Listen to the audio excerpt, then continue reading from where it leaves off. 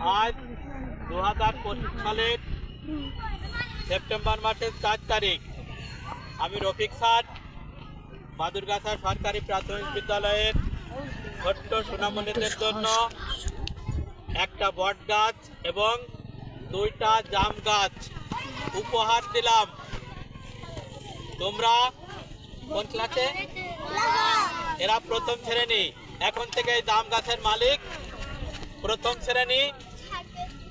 সমস্ত ছেলে মেয়েরা এই জাম গাছে জাম ধরলে এরা খাবে, এদের ছেলে মেয়েরা খাবে, এদের নাতি পুতিরা খাবে। কেমন লাগছে তোমাদের?